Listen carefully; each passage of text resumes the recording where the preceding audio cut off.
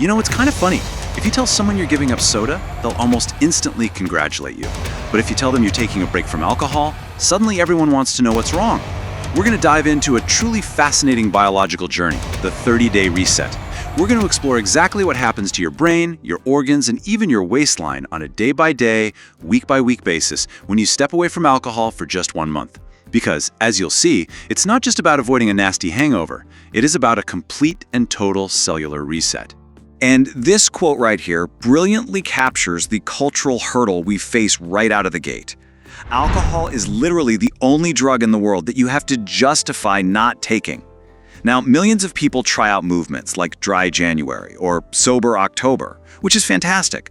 But very, very few actually understand the incredible biological chain reaction that kicks off inside the body when you remove alcohol. It's a profound physiological shift. And once you understand the science behind it, those 30 days start looking less like a sacrifice and a whole lot more like an incredible biohack. So, here's our roadmap for this explainer. First, week 1, the shock. Then, week 2, hydration and healing. Week 3, the internal reset. Week 4, neurological breakthrough. And finally, number 5, the final challenge. All right, let's dive right into week 1, the shock. This covers days 1 through 7.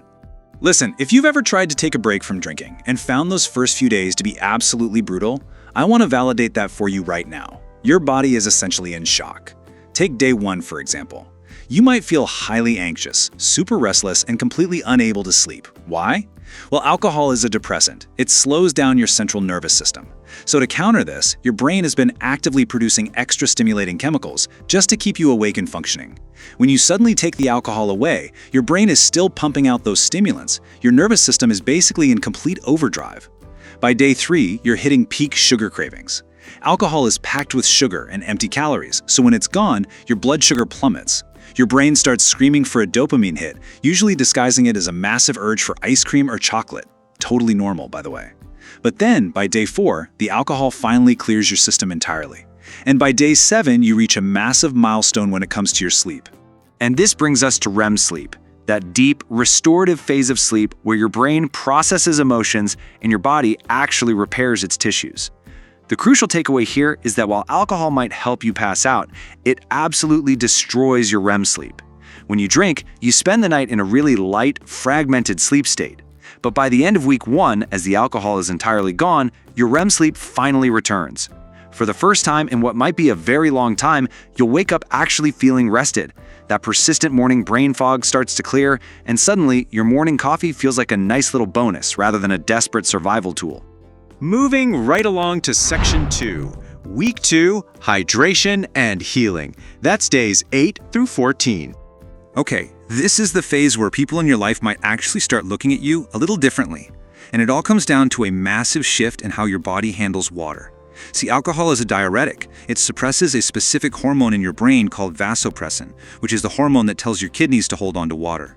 During active drinking, your kidneys essentially just flush water out of your system, leading to severe cellular dehydration. This is exactly what causes that dull, tired, puffy look we often call drinker's face. But by day 10 of abstinence, your hydration levels have completely normalized. The puffiness around your eyes vanishes, your skin regains its elasticity, and if you happen to suffer from conditions like rosacea, eczema, or even just simple facial redness, you're going to watch them literally begin to fade. But hey, the healing isn't just skin deep. Inside your body, your gut is undergoing a massive renovation. Alcohol is a really harsh irritant. It damages your stomach lining and throws your gut microbiome, all those good bacteria, completely out of whack. By the second week, your stomach lining actually begins to regenerate. Things like acid reflux, they often just completely disappear. Your nutrient absorption skyrockets because your gut is finally healthy enough to take in vitamins from your food. And because your gut is so intrinsically linked to your brain, this repair leads to a massive stabilization in your mood. You'll definitely notice you're less irritable, far more patient, and those daily energy levels stay nice and steady instead of aggressively crashing at 3 p.m. That brings us to section 3, week 3, the internal reset, days 15 through 21. You've made it to the 3rd week, and wow, this is where the heavy biological lifting really happens. We need to talk about your liver. Your liver is a phenomenal organ, completely capable of regenerating itself, but it needs time and a break from toxins to actually do it. When you drink alcohol, your liver stops processing everything else, including fat, just to prioritize breaking down that toxic alcohol. Over time, this leads to a buildup of fat around the liver. But get this, in just 3 weeks of abstinence, liver fat can reduce by up to 15 to 20%. The organ officially shifts from emergency toxin filtering mode right into active regeneration. It becomes highly efficient at cleaning your blood all over again.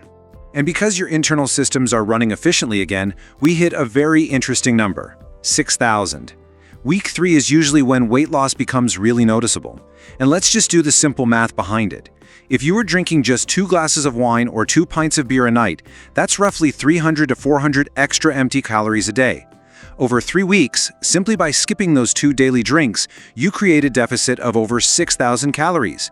That is without changing a single other thing about your diet or your exercise routine. Pretty wild, right? But it's not just a simple calories in, calories out situation. There is a biological magic trick happening in your body right now.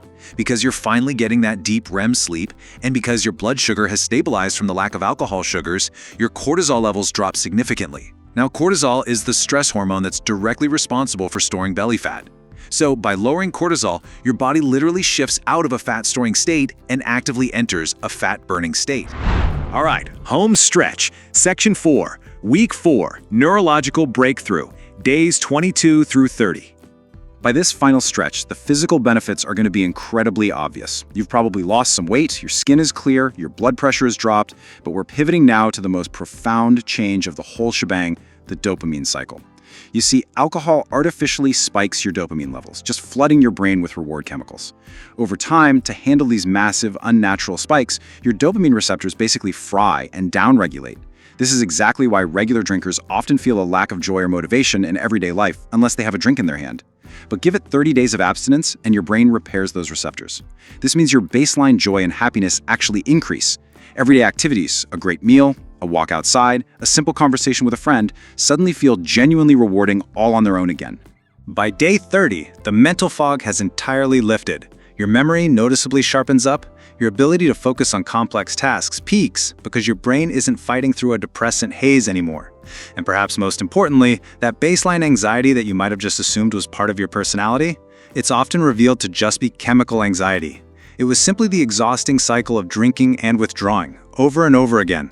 Once that cycle breaks, the chemical anxiety just disappears. Which brings us to our final section. The final challenge, a cellular reset. Summarizing this whole 30-day journey, the absolute most important thing to take away from this explainer is that quitting alcohol for a month is not just some test of willpower. It is a profound medical intervention. You give your brain the chance to rewire, your liver the chance to heal, and your body the chance to finally truly rest. So here's the question I really want to leave you with. Will you give your body 30 days? I challenge you to try this reset. Document exactly how you feel on day 1 versus how incredibly clear and energized you feel on day 30. And hey, if you've ever taken a break from alcohol before, did you notice that REM sleep returning or the brain fog lifting? Let me know your experience in the comments. Thank you so much for joining me to explore the science behind this incredible physical transformation. Stay curious, and I'll see you in the next explainer.